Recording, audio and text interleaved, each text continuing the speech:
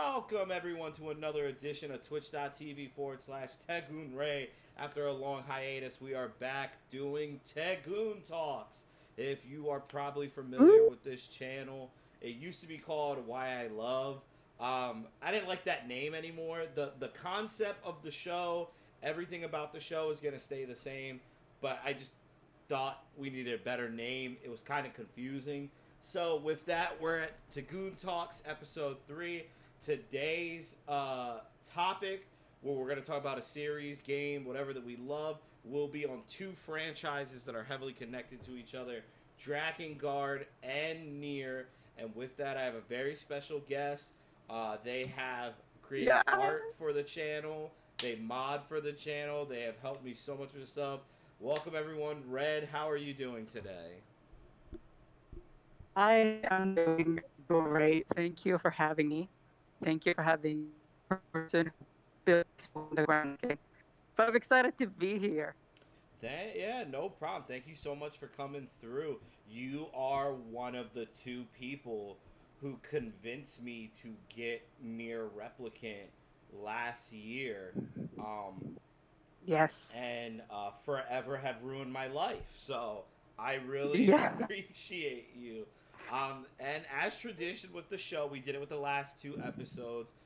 My favorite thing to do to start the show, we'll go the classic comic book route. We're gonna go with the origin. So, Red, I'll ask you, and Yeah. this will be kind of a two-parter. Where did where did you, when and where did you discover Drakengard and Nier? Like, where did it all start for you there? Oh, okay. So I basically discovered it through like Near Automata. And I think at the time Near Automata just came out, but I didn't play it only like many years later. And I was just basically like doing my thing and just like I was just basically like doing my thing and like searching some stuff. I already knew about the whole like many people doing fan arts on these but all that. And one day I was like just Googling stuff and I found a video that if any Near fan is like probably aware about this YouTuber called Valkyrie Aurora.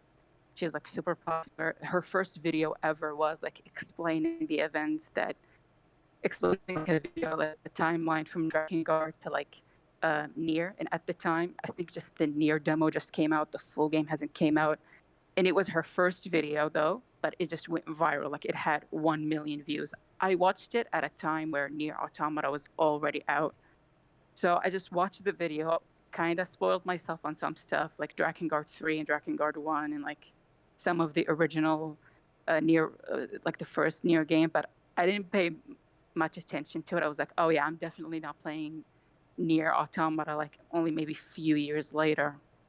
And then a few years later, I was like listening to some video game soundtracks, and I was specifically listening to this like the Nier Automata soundtrack, and I just thought the Nier Automata soundtrack was so good, and I was like, let me try this game out. Let me just play it. It's an all time soundtrack. Yeah, it's like it's so good. This is probably the first time like I slowly played the game because the soundtrack was that good. And then I just, I was like, okay, let me just try Nier Automata. And I played it, and with every each ending I finish, I'm just disintegrating the same way 9S. And I just, when I finished the game, I just, completely came out a different person. It's like this whole change point where it's like there was me before I discovered Nier and Drakengard, and there's me after I discovered Drakengard, like two completely different people. And I I've, just love Nier. Go ahead, Oh go yeah, ahead. just say No, like, no, keep going, keep going. oh yeah, I was just gonna say like I just completely loved it to bits. And I was just like recommending it to my friends like crazy, like y'all are missing out. Y'all are missing out on this mastery. And then I was like, let me go back and play the old games. So I just downloaded like a PS2 emulator and a PS3 emulator, and I played Drakengard 1 and I finished it, played Drakengard 3, finished it. Like I became obsessed and involved in it. And then I basically went on Amazon. I was like, wait, my PS3 is still working, so I can just buy the original game. which is Nier, which is Nier Gestalt, but it's called Nier for Western release. And I was like, oh, I can just, my PS3 is still working, so let me just buy it. And I was like, it was a bit pricey, so I was like, okay, I'm just gonna stay up a little bit, like if you give it a few months, just stay up, and then I'll buy it. And then like a few weeks later, they announced the Nier Replicant version 1.22 remaster, like a remake remaster type of game. I And say I Nier, say it's a remake. They did way too much work on that. yeah, they added a whole new storyline with like the mermaid girl and everything, Hmm. and a whole new ending adapted from like the novella that came Oh wait, the with like mermaid a the mermaid wasn't in the original game. the mermaid wasn't in the original game. She's completely new. What? Yeah, she wasn't in the original game. She's completely new. My mind is being blown right now. I thought that was Yeah, like a classic Nier story and stuff. Oh shit. yeah, Oh my god. Okay. That's insane. yeah, and then um I basically like I was like and then they announced that it contains like one of the a new ending and Hmm. which a lot of fans speculated it could be like the novella The Lost World, which Yep. wasn't included in the original game. But if you buy like you can actually read the novel, but the novel comes with like Grimoire Nier, which is a book that you can, it's just like a collectible, collector's book you could buy. And at the time, Square Enix really didn't give that much care to they did give much care to the manga novellas, but it was mostly for Japanese fans, and like it was like English, Hmm. like Japanese English speaking fans had to translate to Western fans. So what was exciting is that they're taking this novel and like adapting in game, but it's all going to be English, and definitely is going to be a bit different, because like in the no if you go back to the original novella, it was like only one guy, it was like one kid, one individual that like a lost tree, as Kaine explores, but in the game it's literally like two child android like Ness and 2B, which you know symbolically are actually their voice actors are actually like the voice actors of 9S and 2B, which I know Hmm. it's this is Yokotaro somehow like tying Near Automata and Replicant together. All right. Yeah. I remember that, and I remember having it. So my like I'll share my origins, like I said, kind of in the beginning of the show. I you and Judge convinced me to play the Yes, game. actually, Um, Judge, my bestie. but oddly enough, in different ways, because Judge convinced me to play Near because they were just like, oh, I know your taste by now. I know this game is like right for you. You'll really enjoy it. Give it a shot.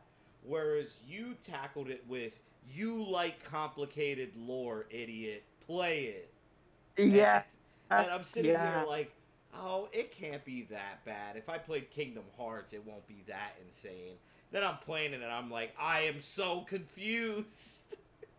Yeah, actually, believe it or not, that also ties into my origin story as well, because I was seeing all these memes of it's like, oh my God, people like thinking Kingdom Hearts is so complicated. Wait till they play Nier. And I'm like, and I'm someone who also likes complicated stories. Like, if you already know, I'm a big Bayonetta fan, and Bayonetta also has to deal with like Very, some very complexity. As Stan. As Stan. And yeah, so Bayonetta also deals with a bit of complexity. And I was just seeing these memes of like, this game is more confusing than Kingdom Hearts. And I was like, oh, really? Now I'm interested. Now I'm invested. Let me try. Yep. I genuinely think that when you finally dive into Kingdom Hearts, I really believe your reaction is going to be, I don't know why everybody thinks this is so complicated.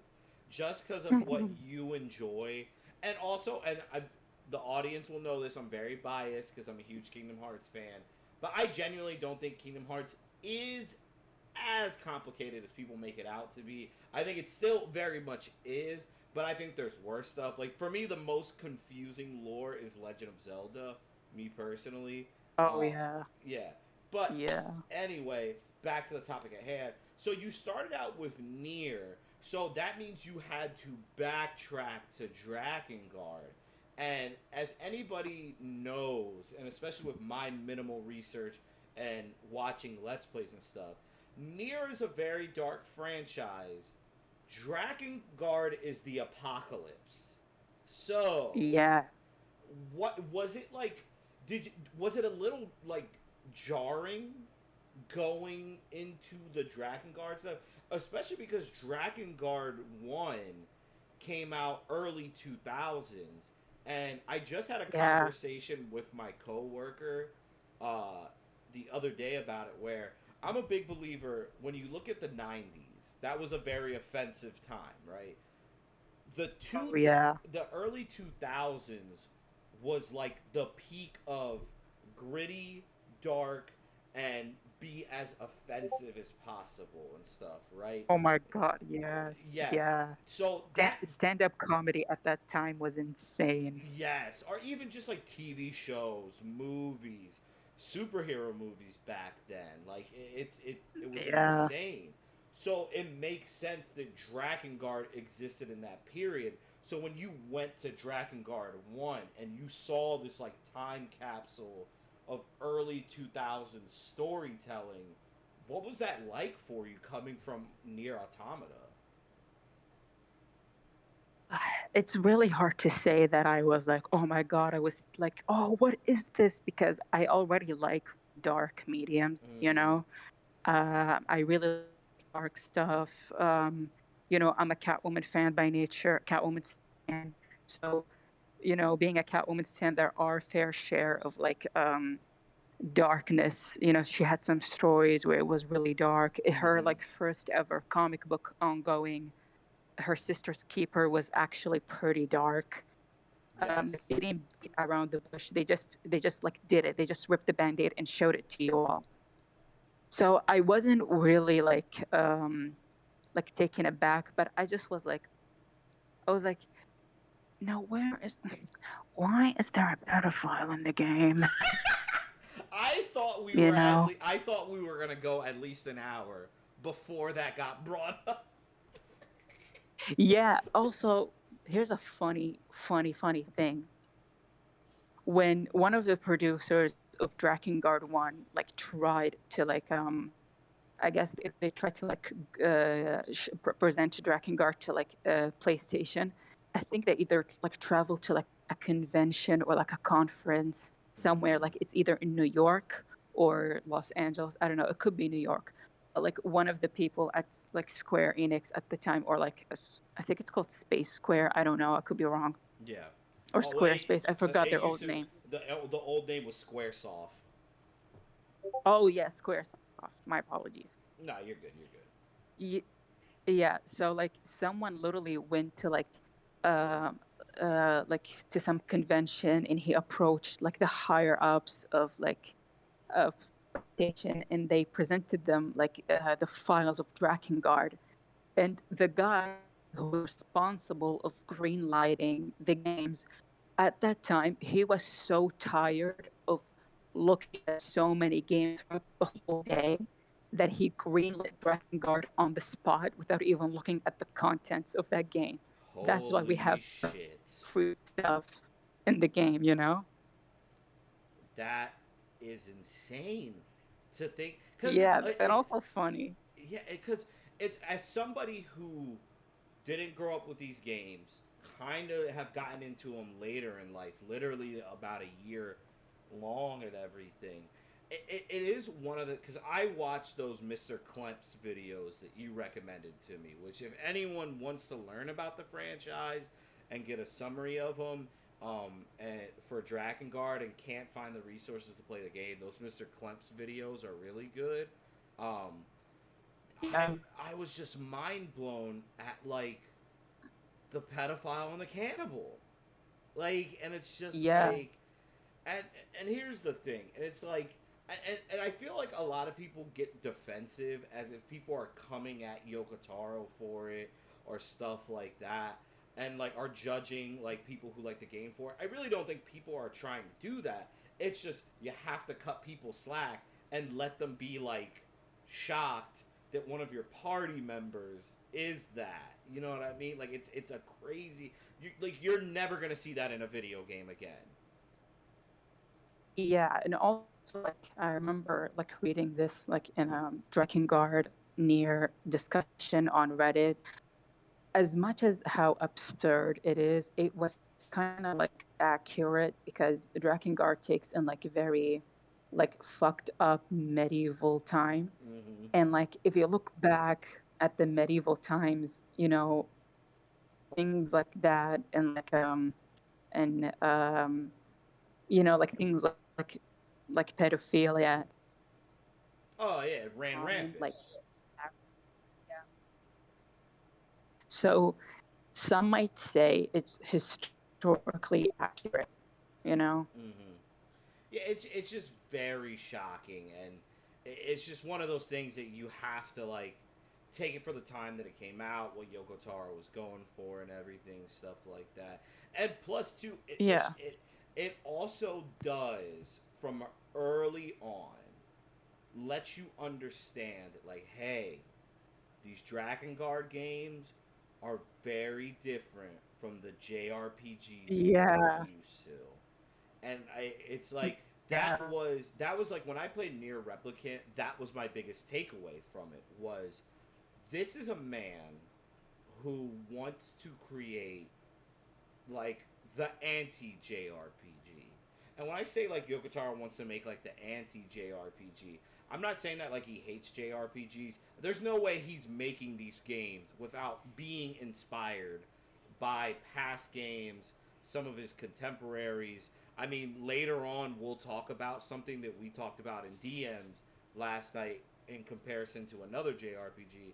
But obviously, Yokotaro loves those, but it's clear that when he creates his vision, he wanted it to be very different. I remember I've read Yokotaro interviews where he specifically calls out the older brother, younger sister trope and like his hatred for it in JRPGs.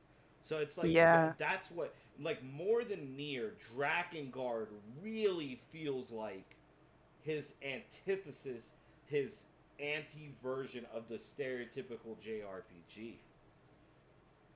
Yeah, and if you read about the development history of like Drakengard, he actually wanted the game to be fully like, switching. Like in Drakengard 1, you can just like, be on the ground, play as the main character, like use your sword slash through your enemies, and if you get to places that are too crowded, just jump back at your dragon and shoot your fireballs or their like, flight missions. Like, no, he wanted the game to be from the beginning to end just a complete flight mission. And I think he was rejected from doing that because they knew it wouldn't sell. So they decided to do like a hybrid gameplay. I think another game series pretty popular in Japan. I think it's called Omnisha. I could be Mm-hmm. spelling it completely wrong. Yeah, where you're just basically like playing as the main character and like hordes of enemies just coming at you and you're just slashing through hordes of enemies. Um, Drakengard was like that. Drakengard 2, not so much. Drakengard 3 for sure. You just have hordes of enemies just lunging at you and you just like slashing. In some like modern games, I don't know, like Dead Rising, like the Dead Rising games have like hordes of like zombies just lunging at you and you just like have to push through. So, but yeah, originally he wanted to be extremely like out of the ordinary, just like a complete flight game. And I think he referenced like a flight game series that came out in the early 2000s. I forgot the name of the developers, but those developers also worked on Drakengard 1. Yeah, I mean, you see the inspiration of that with Angelio and the dragons and everything. Like, such a huge part of those games. And you're absolutely Yeah. right about how he wants it to be so unusual. Because, like, So I watched Let's Plays of all the endings and stuff like that. It's a little too dark for me to play. I don't know. Like it just like what's her name? The girl who's possessed by the Watchers. Um, Oh, Mana, yeah. Uh, which when they do the information. yeah, when they do the echo Oh, voice with her voice and the Watcher's voice, I have to like pause it. It gives me nightmares. it's like one of the best things that I've ever seen, where her voice transitioned to like a deep man's voice, representing like those are like the Watchers possessing her, and you can hear the voice of the Watchers. That was so chilling and good. Oh my god! It literally and like her design, I give it to Yoko Taro. He is absolutely right. Little pale girls with red eyes are the fucking scariest thing on God's green earth. It is an Yeah, uncomfortable design. Like I literally cannot look at her at all. yeah, Like and hello, also re- quick information. real quick, Logan. Thank you for coming through. We appreciate you being here. Logan, hi, how you doing? What were you about to say, Red? Go ahead. Sorry about interrupting you. Yeah, I was gonna say like a quick information, like both like Mana and her brother Saray, they're actually like descendants of the Intoners. So them having the red eye actually makes sense because it carries the curse of the Intoners uh, that meant to bring the world to ruin. So it explains why tragedies kept happening even after the Intoner's death in Drakengard 3. Yeah. Well, so you bringing that up, and I wanted to touch on something you said earlier with how messed up the Drakengard world is. Earlier, I made a joke about like the Drakengard is the apocalypse. It does feel like a world with no hope, which is a running theme throughout all these games. But you definitely get that Yeah. feeling in Drakengard 1, and then that legendary ending of the Queen Beast showing up in our world. You face it. I will never forget, and this deserves to be on the mountaintop of like great video game lines. Is Angelio seeing the the human realm, our world, and just going, "Is this the land the gods reside?" Like Yoko Oh my Taro God, this was is like the best. Yoko Taro was playing like 3D chess there, really was. Yeah. Because for us, we look at it as like, what the fuck is this dragon talking about? It's just some buildings. But then if you look at it from their perspective, it's like, oh yeah, obviously. Like, if we were to see something like that for the first time, our minds would be blown by the most mundane things. I would just die on the spot. I would just die on the spot seeing like a giant woman with like a long ass tongue and a big ass mouth. Oh my God. And she's like singing a creepy song. No, No, no. I'm killing myself. I'm sorry. Like I'm not, Yeah, no, I'm I'm taking not out, living I'm through. taking myself out. Yeah, I'm not living through that. Especially when we know what I don't, happens to the world afterwards. It's like, oh no, yeah, humanity's I don't want to never catch win. that. No, humanity's never making out of this alive. No, I don't want to catch the white coronation syndrome. Either turn a statue assault or become like a mindless drone soldier for like some evil gods, like all like alternate realm gods. No, I'm just gonna take myself out and just see where I go. Yeah, and you know what? This is a good segue because I think this is something that we were gonna have to talk about at some point with the franchise, and this goes both for Drakengard and Nier. And doing my light little bit of research of looking about how the community feels, it seems very split opinions on it. But so, how do you feel about so much major lore being not in the games? Because before you answer, Oh, before you answer, I understand both perspectives to it because as a Kingdom Hearts fan, I would argue the best lore for the franchise comes from the mobile game Union Cross and its iterations. It actually Yeah. it saved my love of the franchise. And as much as it's frustrating for Hmm. the people who are like, I don't want to watch YouTube videos, all that stuff, I just want it to be in the game. I get it. These companies have limited Hmm. time to make this lore, so they have to produce it elsewhere. Now, Yeah.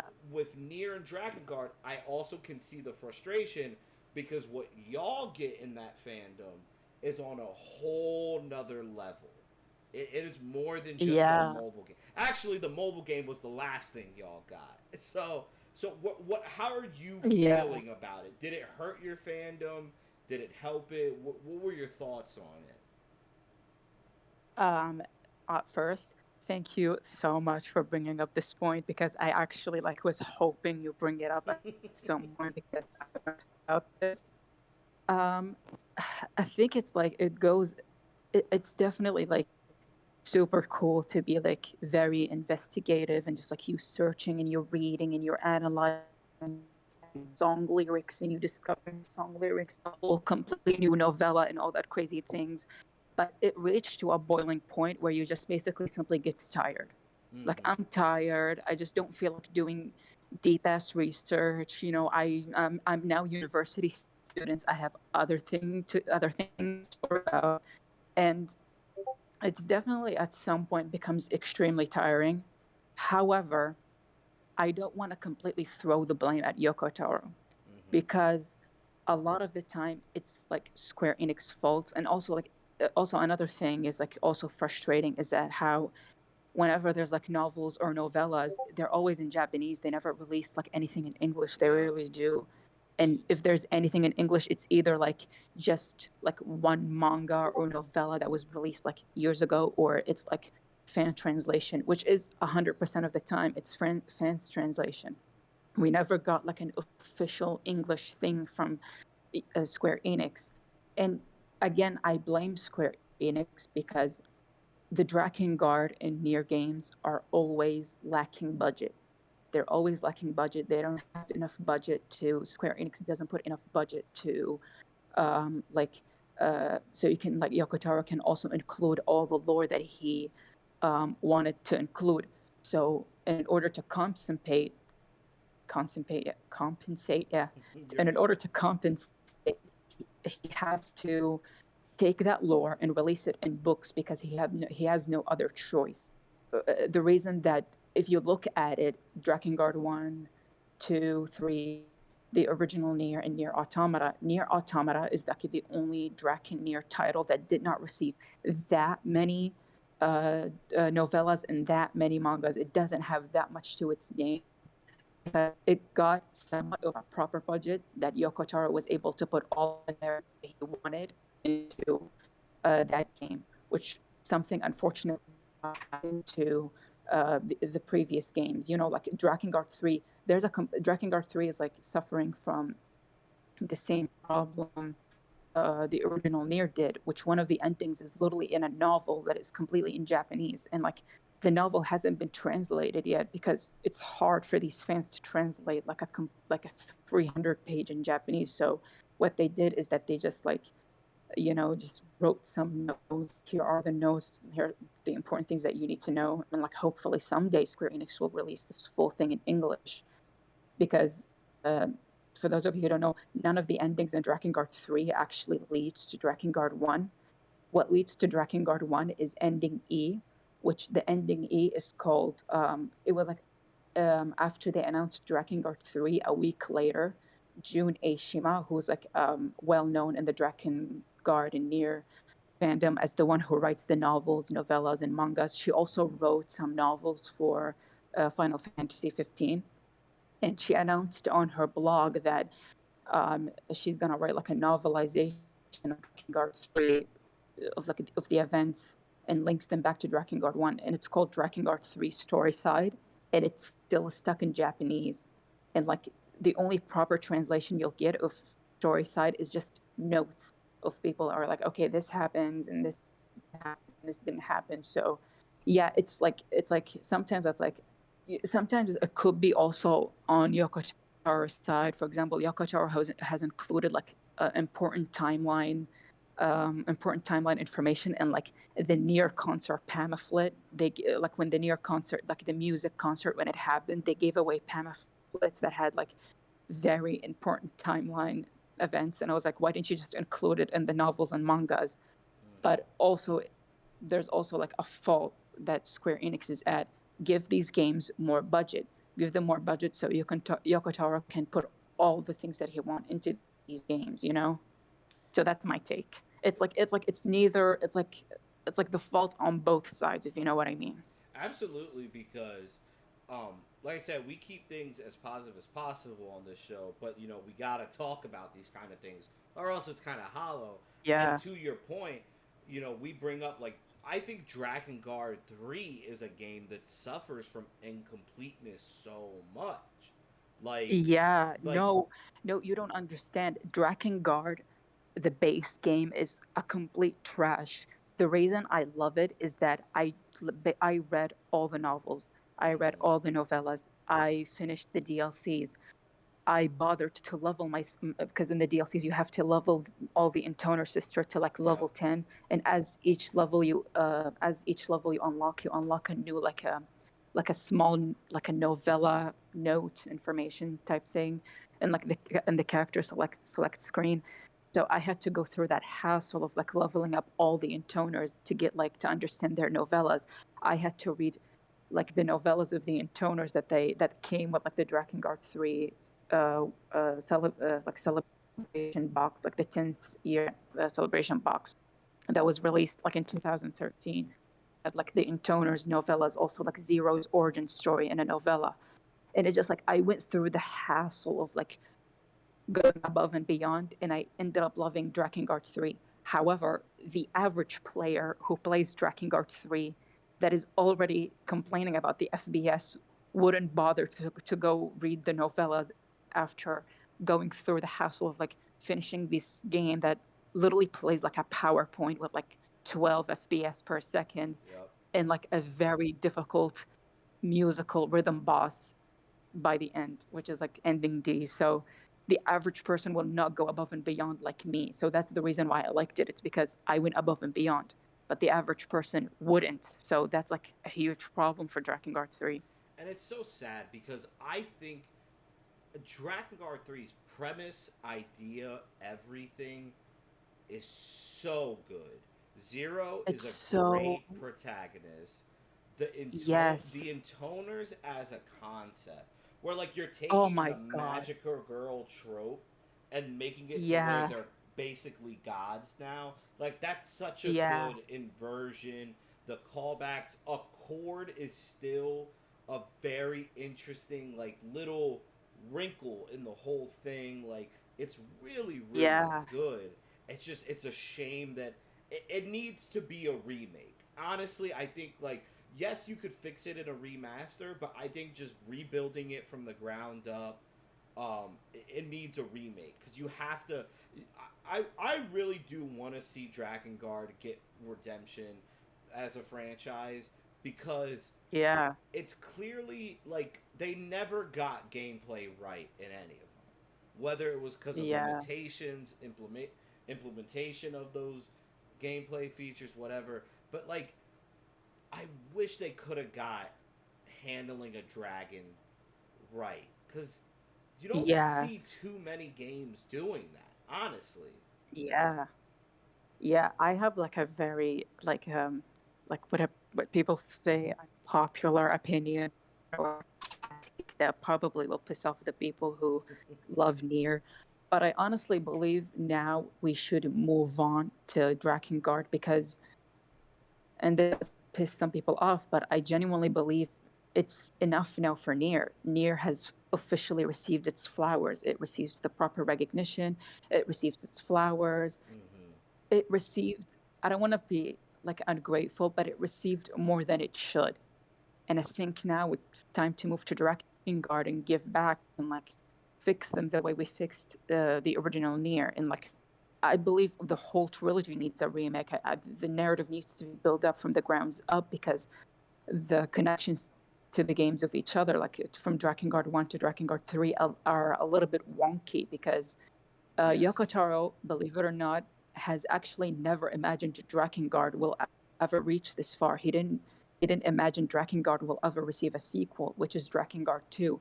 And when it received a sequel, he wasn't included. He was just like some video editor, like credited in the end credits. And when they approached him with Drakengard 3, he actually refused at first. He actually said, like, Drakengard, he said Nier. At the time, Nier just came out, the original Nier, and he said that Nier is his version of Dragoon 3, which is Drakengard in Japanese.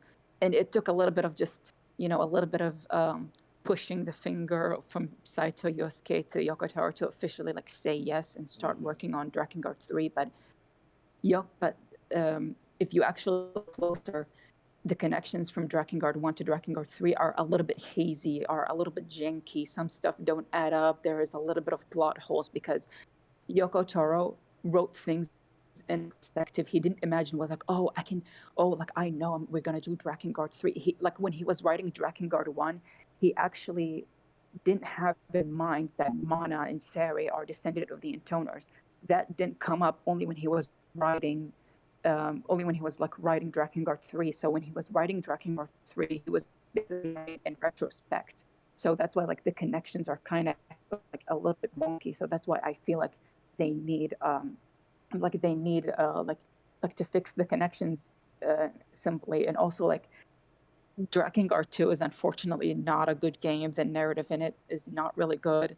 And I think they should change the whole narrative. I'll be interested if like they make Drakengard 3 takes after the event of ending E. So like, what happens to the land of Midgard after like the Queen Beast and his red dragon Angelus travel to another world? Like, who's the new protagonist? Like, what's the new threat? Honestly, you could do that. I think that's a great idea. The other thing you could do is you could make it a mixed game of Drakengard and Nier, where we get what happened to Earth after like the Queen Beast, all that stuff, and you could also show Midgard as well. Like you could do it to where it's a game that shows the impact both worlds took from this huge shit. Yeah, But I think your idea, yeah, like you said too, just make a new protagonist, focus on Midgard, is just as good. I think that's great as well. And not only yeah, do I agree with you, it's funny because not only do you have a very solid point, everything you're saying is being done with a major franchise right now in Xenoblade. Like Xenoblade yeah, 3 is the culmination of 1 and 2 and the prequel DLC to 2. There's multiple timelines involved. There's a spin-off game in Xenoblade X and stuff like that. And it's culminating into 3. And before I say this, I know reviews are not everything, but I'm just using this as an example of success. The reviews for yeah, Xenoblade 3 are calling it some of the best in the franchise, some of the best franchise storytelling, and the best they've seen a game tie up multiple timelines and all that stuff together. So hopefully Yoko Taro sees that success and be like, we can do something like that. Cause yeah. That's what I'm hoping, and also I'm hoping that, like, like the recent debacle of like the whole church mystery thing that happened, and people, yes, it turns out it was a mod. It was like three people got together and pranked the whole community. mm, Um, that whole debacle had the eyes of Yoko Taro and Saito Yosuke. They were responding. They were like, "Oh, what's going on?" Or like, they were just like interacting about the whole thing.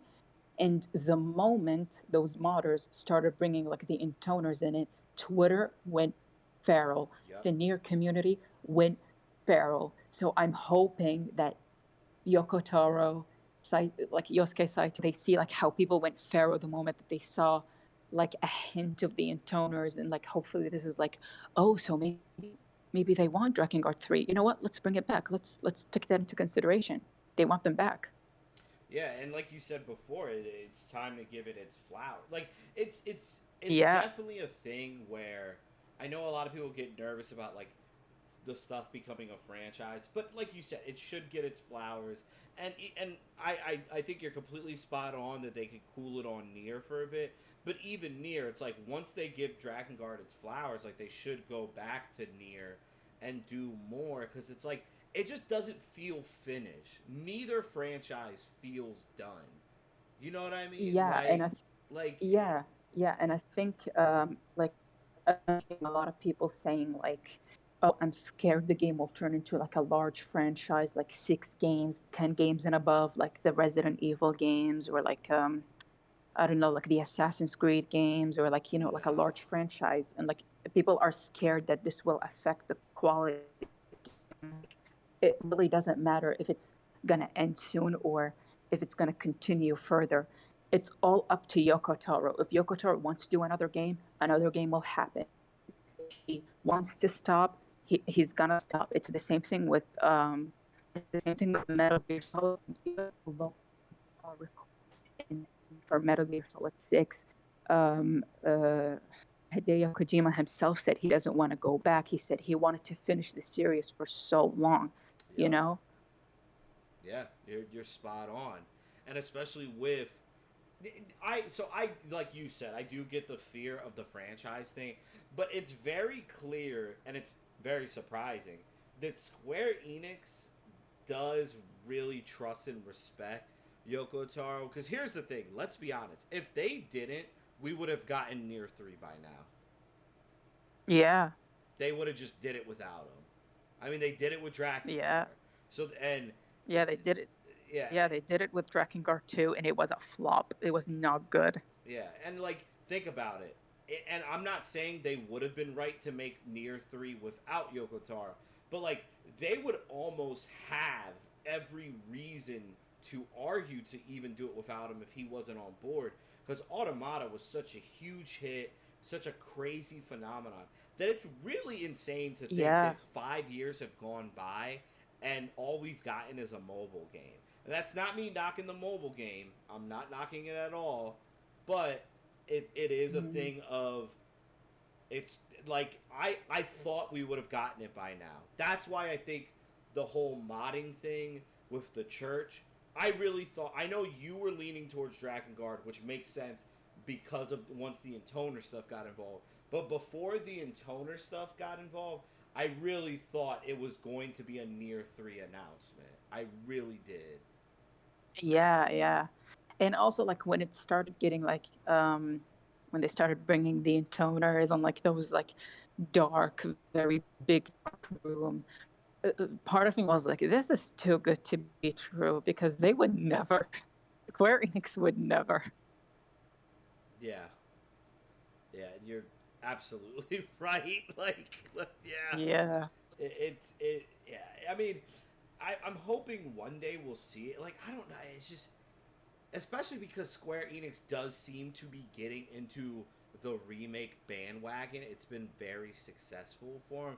Near Replicant version 1.3 middle finger fuck yous was a really really big look. The only reason why I say it like that is every time I post about that game, somebody in the comments like, you're not using the right title for it. It's like I'm not typing all those numbers out.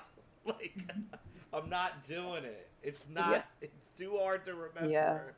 um but I Yeah. would think a remake or something.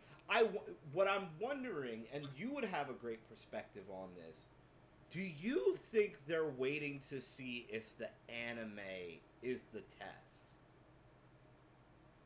Um, Possibly because the like if you go back at the trailer, the anime actually with like, if you watch the trailer, during certain moments in the trailer, some like Japanese words, like Japanese giant wall of texts being splashed on the screen for like a few seconds, and like the translator and the Near community have actually translated what it says, and it it's there's it's clearly the Near Automata anime clearly is taking in a completely new branch. Mm, okay. Well, Yeah. was thinking that with the Nier anime, I was wondering, I'm like, do they adapt the stage plays, the novels, all that? Because I feel like if you're gonna do the anime,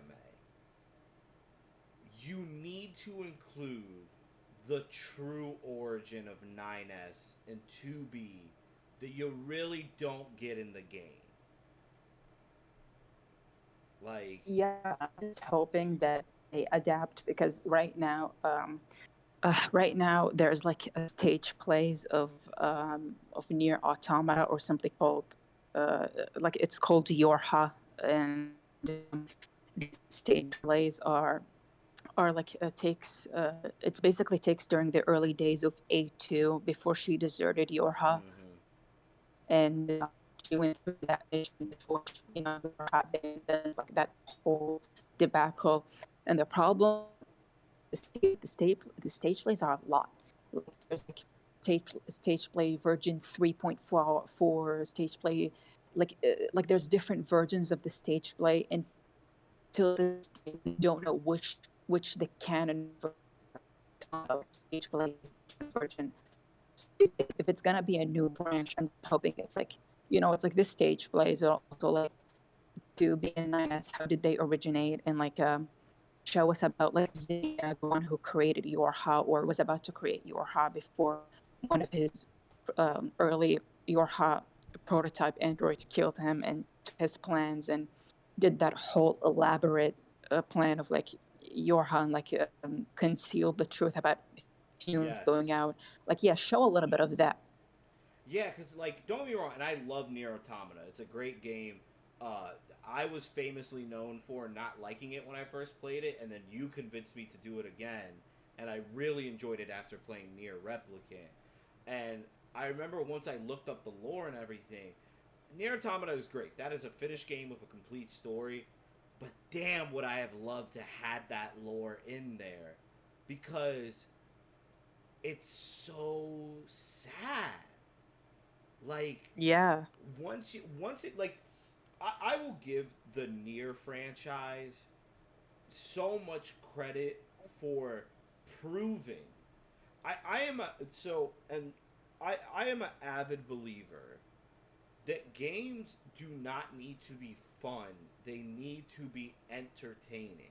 And entertaining for people is different things. Some people want to have fun when they're Yeah. entertained. Some people, like me and you, who enjoy some darker stuff, don't necessarily need to feel good watching our stuff or playing it. They want it to be, you know, they just want it. They want to keep us intrigued. When I played Nier Replicant, and you get to that moment where you realize humanity is dead, Oh my I God. never felt so alone before. Yeah, my jaw do wrong. It was because I know some people were like saying, "Oh, you should have played." They're like, "Oh, I wish you have played Near Replicant before Near Automata." But I'm like, if I played Near Replicant, I would have known that the humans have died, and that plot twist would have been as effective. So Yeah. starting Near Automata as my first ever entry in the serious and seeing that plot twist, that was jaw dropping. It was like one of those new plot twists in the new games that I actually like, because I played a lot of games with a lot of plot twists, and unfortunately 97% of the time they don't hit, they don't do anything. And Near Automata, and like I forgot about that other red game, like the Plague Tales game. I forgot it's getting a sequel. Oh, A Tales of yeah. Plague, I think it's Plague called. Tales Incident, Yeah, Innocence. Yeah, because I think the sequel's Requiem. yeah, yeah. There was a plot twist in that game also made my jaw drop. Like this game and Nier Automata is like one of the newer rare games that did a very, very good shocking plot twist. Yeah. It's like, for me, it's like Near Replicant and God of War 2018 were like the two that are sticking out in my head of like plot Yeah. twists that blow my mind. And I think you're right. I think that Nier Automata, like when I've had friends who ask me, like, should I play Replicant or Nier to get into the franchise, I tell them, I'm like, you can't go wrong with either. Because, like you said, Yeah. when you start with Automata, you find out that, humanity's gone. That hits you way harder than if you play Replicant first. And two, it also makes 9S's story even sadder because, like, when you get to that fight with A2 and he yells out, "None of this matters anymore," it's like, Yeah. I remember actually thinking about not playing the game anymore. And not because I was having a bad time, but I'm genuinely like, yeah, there's not going to be a happy ending. And it's still kind of debatable how you want to see it if it's a happy ending, but like, Yeah. it's like just sad. There's only one scene. Yeah. There's only one scene in the franchise that tops that level of sadness for me. And I feel like you probably Yeah. know which one it is because you know who my favorite character in Nier is. Oh my God, yeah. Emil. Yes. Poor Emil. That, like, so one of my favorite video game moments of all time, and this like haunted me for days. I had to not play Nier for a bit after it happened, is when you destroy that village full of shades. And Oh yeah. I thought when Emil's like, I killed all those people, and Brother Nier is just like, you just have to move forward. That was the darkest thing I've ever seen in a video game. Yeah. And Oh. to me, it highlighted my favorite thing about Yoko Taro, which is my protagonists are not going to be defined by good and evil. They are just Yeah. the sum of the decisions you make. Like, and I would say Kaine is a good person and like a good, like a more heroic character. Same for Emil. But I like specifically that Yoko Taro does is like the characters around my protagonist can be that, but my protagonists themselves will not be heroes. Cause like I will, Yes. like Brother Nier is not a good guy. He's just not. Yeah. Yeah. But he's not like, he makes his characters, like the main characters who are supposed to be evil, he makes them bad by not really villainizing them, Yes. but by making them a bit ignorant. Like if Yes. you think about it, Brother isn't really evil, but he's evil. Like because these shades are attacking him, and he just wants his sister back.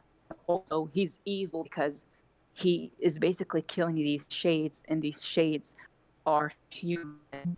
He doesn't know about that, and these shades are like, for those of you who don't know, like the shades that you like fight in the game are basically have been rejected by their replicant, because the whole thing about Project Gestalt is that once the whole pandemic of white chlorination syndrome passed, uh, the humans, souls, which are the near replicant, will be reunited with their correspondent shell, which are the replicants. And if in the replicants, it will affect the replicants, and they will get the main brother Nier suffering from.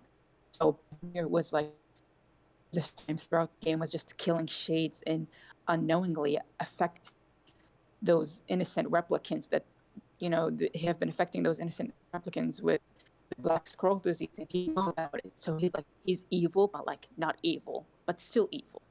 No, it's one of my favorite character traits, which is hypocrisy. And like so many people Yeah. think if you call like it's like to me it's like hypocrisy can make a character so much more interesting. As a huge Green Arrow fan, he's a very liberal guy, very much anti-establishment, all that stuff. Then he's also a billionaire. Literally creates one of the Yeah, greatest he conflicts. runs. Yeah, one of the greatest examples of this, and it kind of upsets me that everybody looks at this character as like he's a teddy bear, he's perfectly right, there's nothing wrong, is Barrett from Final Fantasy VII, where he is right. He's trying to fight to save the planet. He is right about Shinra, Hmm. but his methods and the way he goes about things is not the way to do it. And and I think this goes for Brother Nier, 9S, like all these protagonists that Yoko Taro create. They are all characters that can't see the forest from the trees. Like they cannot. Yeah, and it's also Go ahead. Go ahead. uh, uh, the same thing applies to Zero from Drakengard 3. Like, Mm-hmm. yeah, she has to kill uh, to kill her sisters, and she like wants to stop the flower, and she regrets being alive. But at the same time, if you read her origin story, she wasn't a good person. Before she got infected with the flower, she was basically like, in order to survive, which is like, it's like she's a traumatized person, so in order to survive she has to like kill people, but at the same time need to die. Like there was like a in her novel, she breaks into a house because she's hungry, she wants to steal some food. She breaks into a house, but the problem is that she literally killed everyone in the house, and there the last person who was like, I think the eldest daughter in the and like in the family. She was like begging Zero, like, please just take the food and leave me alone. I would not even gonna tell the authorities. I will never tell anyone any of this happened. Just please let me live. And she like didn't care. She beheaded her and like stole all their things and just walked away. Yeah, it's one of those things where, and like you mentioning that really got me thinking. You could almost argue that the whole thing behind both franchises is we are always suffering from the choices of other people, Yeah.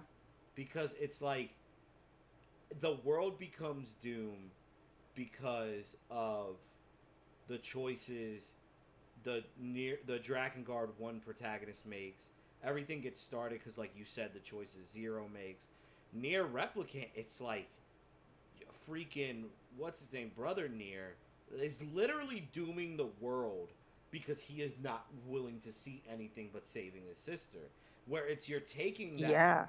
you're taking that usually stereotypical heroic trait of one track mindedness to protect something you love. And I wonder if Yoko Taro's almost going, what if that desire makes you inhuman? You look at 9S's ancestor that created the lie that was Yorha. He did that because Yeah. he did that because he could not live with the fact humanity's dead. Like he couldn't Yes. handle that. He didn't do Oh it for yeah. anybody else. So it's like it's just a fascinating world. Like it really Yeah. is.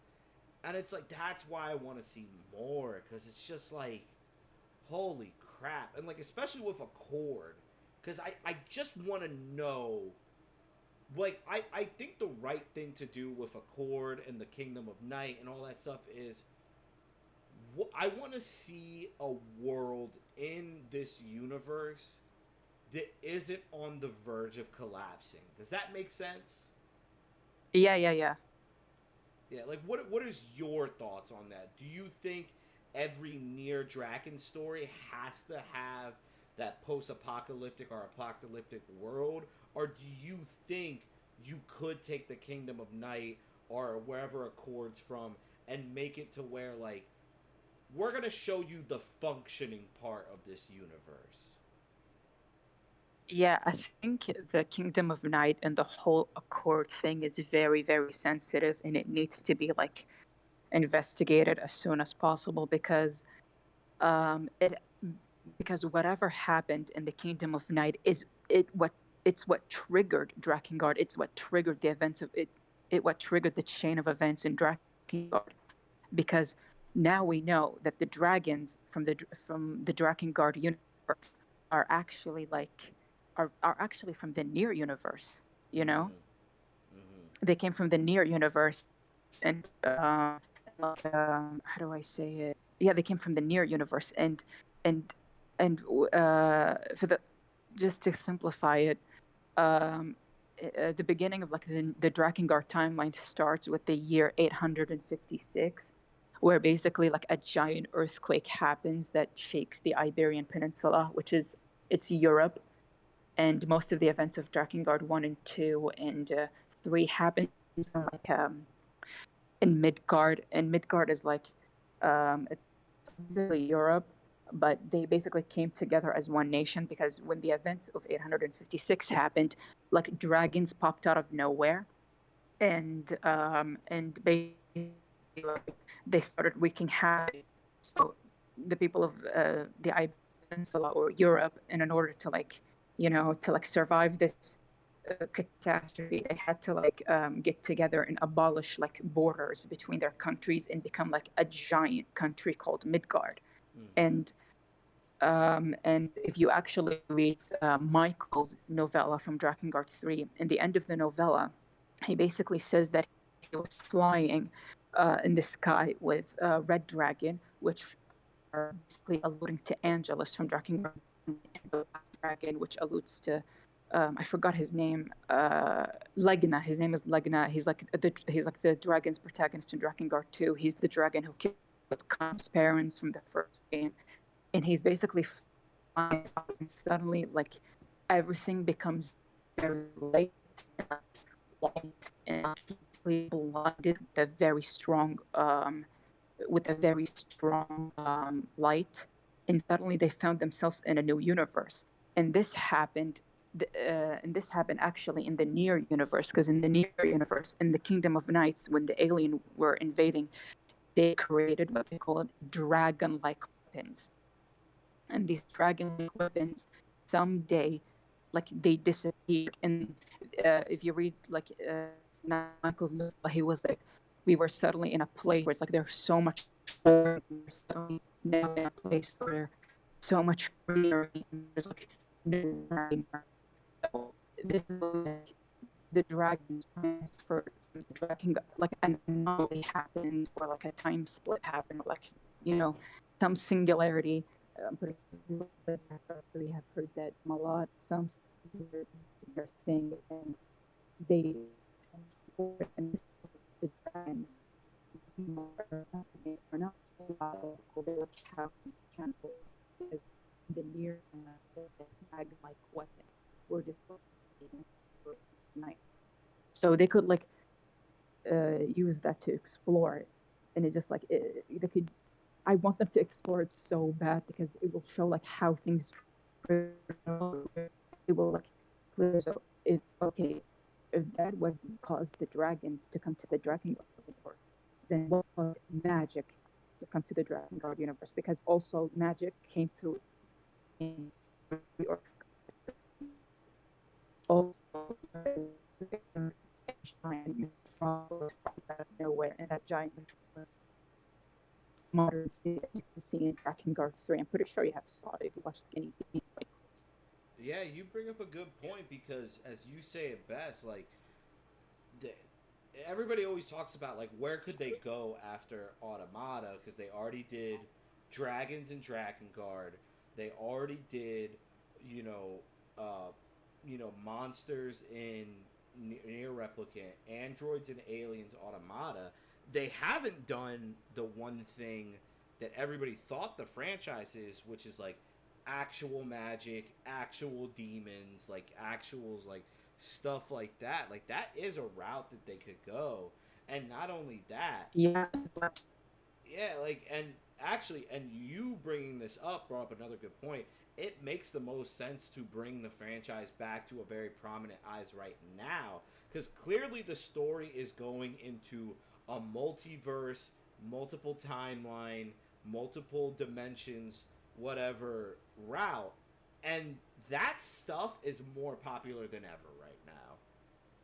Yeah, yeah. Bayonetta's doing it. They're doing it in Bayonetta 3, so Yeah, it's extremely popular and it makes the most sense because not that we necessarily need like a collaboration where where 2B meets Kylum and stuff like that. Nothing like that, but yeah.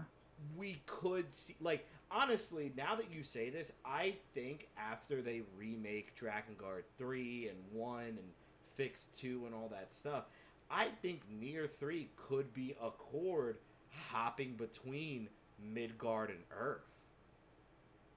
Yeah, and also there's something that not that many Nier fans know about. Like I'm actually was kind of quite shocked that not that many fans know about.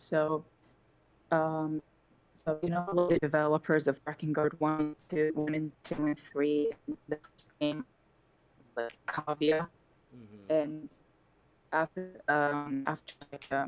after the release of the first Nier game, they have disbanded, and Toy Logic are the ones who like developed a Nier looking version 1.22 that remakes S.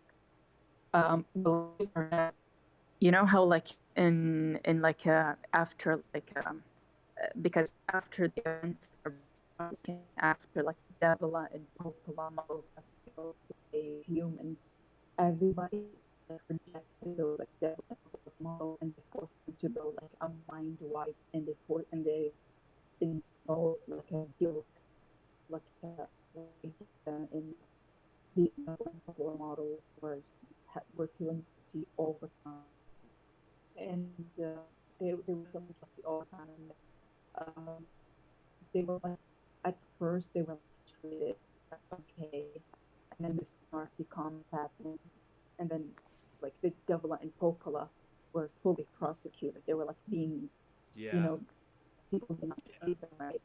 So none of them know this, but after the events of Nier and after Project Gestalt collapsed, some of the because Project Gestalt wasn't in one place, it was all over. So when Project Gestalt was collapsing, some of the strong some of the regions where Pokemon and Devilmon are actually where they actually like more powerful and like they did a better job ruling those regions than the Devilmon models and um, uh, it started reuniting the replicants with their Gestalt immediately before it was too late. This is mentioned in the timeline, and this was supposed to start a whole new game, possibly Nier 2 at the time. And this was the Automata thing. But that game did not happen because Fabio extended. So there's a high chance right now in the new universe, there's a high chance that there are replicants with their Gestalt fully under the force walking around. And I'm like, okay, explore this people popular or maybe people that would the whole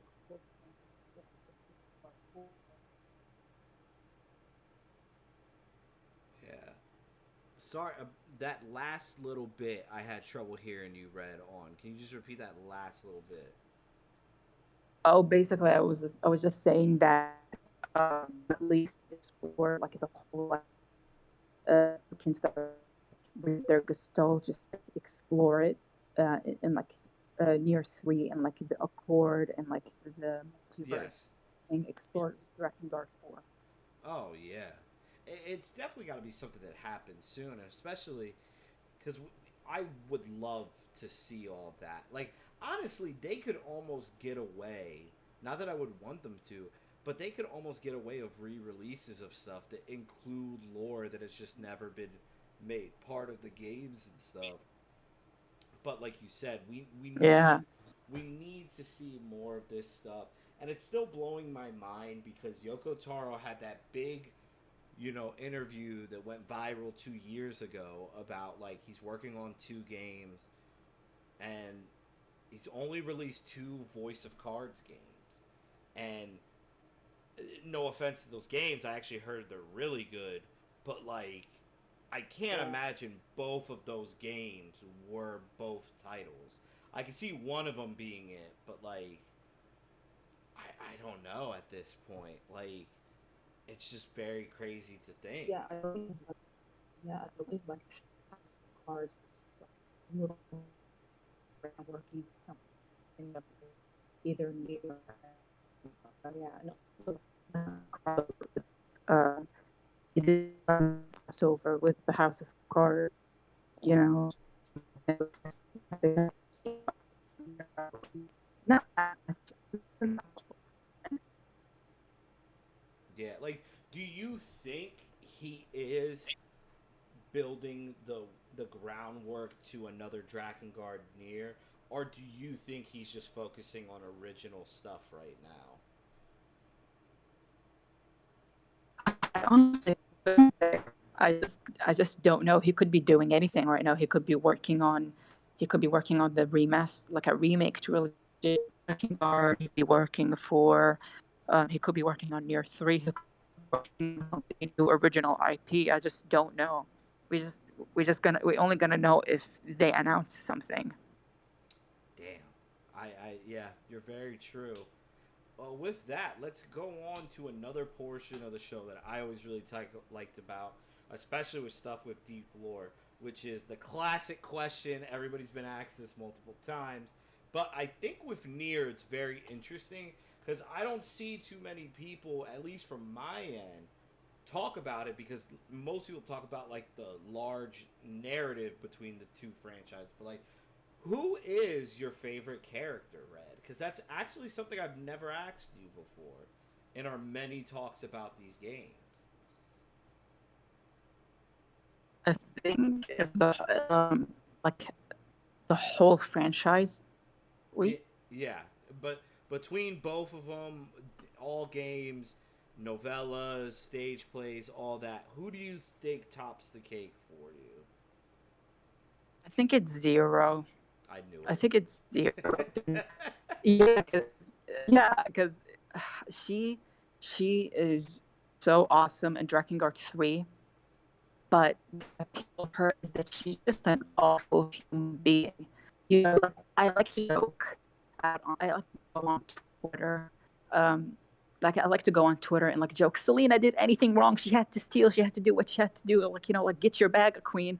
But I cannot defend Zero. Like I love her, and I cannot defend her. And I think that's why I like her. She did some of the most unimagin unimaginable and like some of the inhumane things before they got to Drakengard, and she's a hero.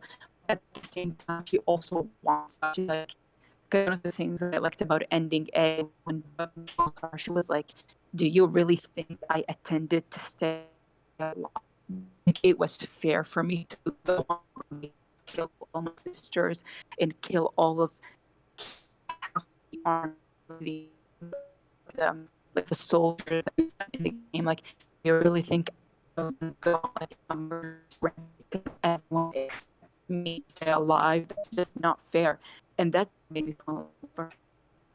Yeah. Like, yes, Hey, oh my god, sometimes you love a character because they're just a bastard. Like yeah, it's one of like we're both huge comic book fans, and this isn't me complaining about every character that gets a heroic redemption. I'm not saying it's all bad. It's case by case basis, but I usually typically just I like just terrible human being of characters. Like there is something fascinating about that. We talked about it earlier with Brother Nier, like ruthlessly slaughtering people. And with Zero, I think Zero, out of all the characters, all the protagonists, is your most traditionally cool. Like like yeah, 2B I would say is the second closest as she has a really awesome design as well. But I think Zero has the best design and you get a bit more of a personality. Like 2B's not meant to have a personality. Like yeah, yeah. That's the funny thing that One thing that a lot of Drakengard 3 fans complain about is the English dub of Zero.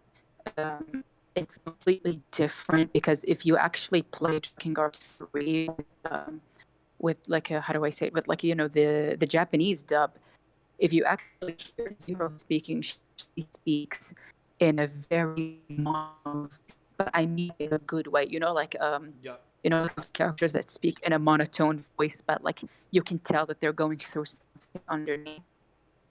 Yep. That makes sense too because is Michael supposed to have the more joyful personality in the game. So I assume it. I would imagine it bounces better off of someone who's more stoic. Yeah, and like the Japanese version, sometimes when she speaks, some of the words she says, like sometimes she speaks in whispers. Mm-hmm. And like unfortunately in the Japanese dub, I'm sorry, the English dub, they kind of did a terrible job where she was just screaming out loud. She was just being cocky, and even when you hear the English dubbing and see like the animation of the mouth don't apply very well because you can tell like the animation shows Zero speaking softly, but all I hear is screaming from like damn it, I forgot the name of the actress. She also voiced Edelgard from Three Houses. Tara Platt. Ah, Tara Platt. yes, yeah. Yeah, and I'm not blaming Tara Platt. I'm not blaming Tara Platt. Tara Platt just went to the studio, received a script, and she had to follow the direction. I'm more blaming the voice directors in the studio. They didn't, Yep. unfortunately, do a good job. Yeah, you said it perfectly. There's only one time I've ever played a game where I thought it was the actual voice actor's fault. But besides that, you're right. 90% of the time, it's the voice director because if you're not giving the voice actor enough direction and they kind of just have to make it up on their own, then they're just going to perform to what's most interesting to them. And I'm not going to blame them for that. You know what I mean? It's like when Yeah, yeah. it's like when writers at Marvel and DC, a lot of fans don't like to look at the circumstances writers are given at times. And I'm not saying they should get a jail out of free card, but like sometimes Marvel would be like, "Hey, you're gonna write this event for us, and you have 2 months to plan it out." If you give somebody a rush job, they're just gonna fuck around and do whatever to get it done. Like, Yeah, and it's just like, yeah, and sometimes it's just like they restrict the writers, like Ramsey, who had like, if not the most amazing run that I've read on the current ongoing Catwoman series. He was restricted awfully.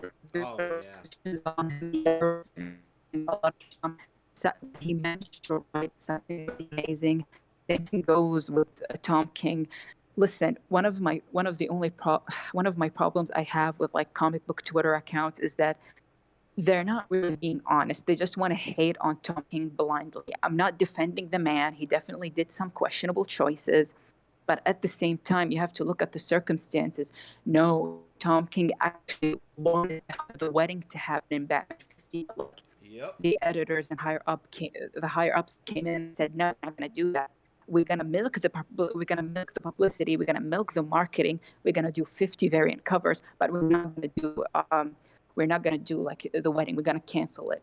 And they killed off Alfred, and he's still like getting blamed for it. And I'm defending him like no, it's not his fault. He literally said in so many interviews, he said it was me, it was well, I mean, me. it's the same And thing. It's the same thing where people blamed him for Rick Grayson, and he yeah, has multiple times, and other creators have said his plan always was Dick gets shot, and then Dick is still Dick Grayson, and there was supposed to be a rehab story, and he would go back to being Nightwing much sooner. Like, yeah, it was not on and him. yeah, and Tom King. Yeah, and Tom King is like such like 100 issues and above, but then again, they came to him early and they cut him off early. He had to literally merge all of his writing into like few issues. I think he stopped around, I think it's issue 85. I could be wrong, like somewhere 80, like 80 something, and 85 he is had to where it literally cut ended. off. Yeah. Yeah, and like in issue 85, and he was like supposed to write, I think, up to like issue like 130. I could be wrong, but I think he It was was going it that was far. But they had supposed to be like 105, and a yeah, hundred a hundred would cap off the story of the entire run, and then issues 101 through 105 was going to be like a celebration of the run. They were going to be bring back artists that worked on the book and stuff like that, and touch on stuff that was popular in the series. Yeah, but hey, you know what? It's yeah, okay because then we got Punchline and the world was great. yeah. Oh my God, Before I hate her. I know Die, please. before we lose our minds with it, we'll get back to to our topic at Yeah, hand.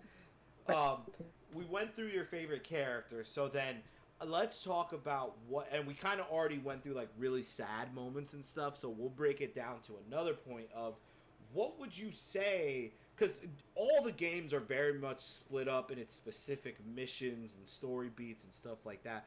What would you say is your favorite one in the franchise? Like, for example, as much as a meal, like the mission of going to the village and a meal destroys it, even though that is my favorite moment in the series, it's not my favorite mission. And I know this is somewhat unpopular to people. My entire favorite mission and level in the games is the text-based storybook level. yeah, yeah. Oh my God, yes. And it just, and you just like read Kaine's backstory through these like textbooks, Mm-hmm.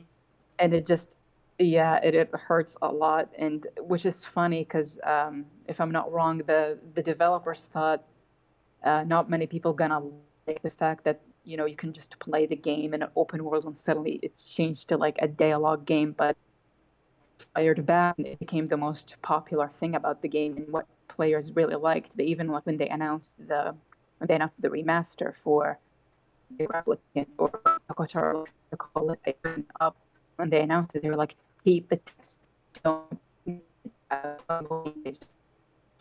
the dog options. Yeah, I loved it. I think it gave me like anxiety in the best way. So then, Yeah. which was your favorite level? Like what really hit for you, Red? Um, I it's a lot. I really like when by the time like when you finish the game and you think you did nothing wrong throughout the whole game, then you play again in Route B. But this time, you can actually hear the shades talking. And then you play again, and then you can hear the shades talking. Yes, yes, It feels absolutely. like, That whole once you get to the shades speaking, it is like the most horrifying game of all time. Like holy yeah, and cow. like in that shade with the robot boss that you fight in the ruined Yes. factories and near replicant, and he's just like begging for you to not destroy his robot, but Kainis hears it, but because she's so in denial and she's been born and bred that shades are bad, she was like still like denying it. And Brother Nier, he doesn't hear them, so he just kills them. It's just like this really heart wrenching, sad addition for when you start a new playthrough. I just really loved it. Yeah, it's so good. Also, hello Mimi, thank you for joining us. It's a very different episode than you're used to joining. We're talking about Near tonight. Um, yeah, like it's such a good that whole. It's honestly where I don't like making a competition of things, but you know they are both in the same franchise. It's where Near Replicant gets a slight edge over Automata for me, where Automata gives you plenty of good reasons to replay the game, but I think Replicant I enjoy more because I enjoyed replaying it more times than I did Automata, but slightly. They're still both amazing games because Yeah, yeah, getting that shade dialogue is like, oh, perfect. It just is. it Yeah, you're just just getting is. a completely yeah, you're just getting a complete new narrative, you know, like I've never heard this before. This is actually new. You know, it's not like as much as I love Near Automata, I replayed the game like 6 times, and like replaying the whole game again as 9S felt tiring. Like Yeah, yes, you see those snippets of like the two pods getting together and talking, but not to downplay those segments, but unfortunately they were not as much, they were not as important. They didn't have an effect. So you just end up playing the whole game again, but just as 9S with like a different opening scene. And like I would say 9S was like a little bit of hassle to play as him because he's like in the lore he's not like a combat android like 2B is. But yeah, it felt like a little bit of hassle to play as 9S, yeah, and I'm just like replaying this whole game again. Nothing new. yeah. He is the hardest character. That second playthrough is the hardest one to get through. It very much is, Yeah. because it's like the hacking game.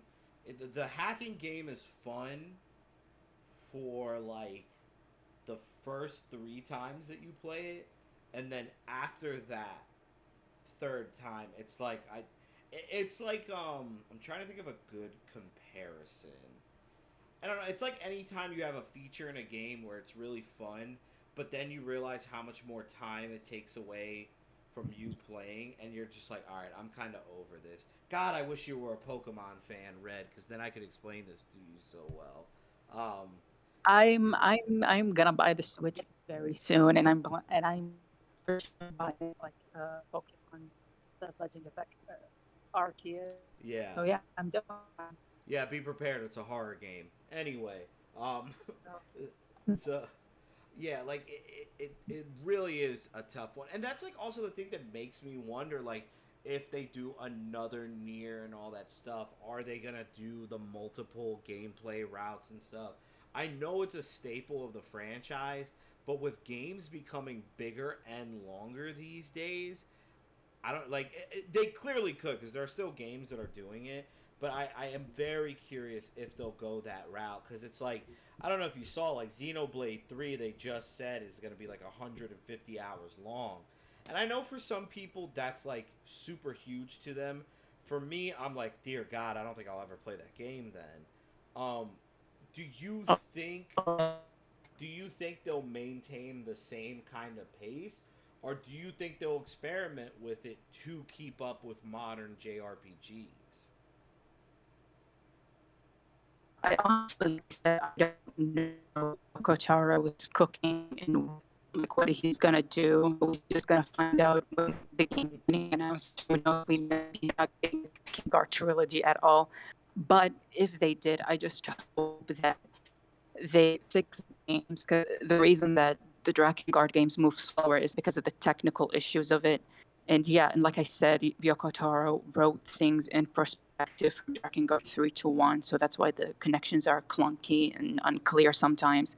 So yeah, if they ever do like a remake, remaster, version up, as he says, I want it to be connected well and iron all originally were supposed to be there. They're to the left, you know. Yeah, I wonder if he would do. I wonder what gameplay choices they would make. That's where I'm really, really curious because, like, I want to know if they'll let you use the dragons as a way to traverse.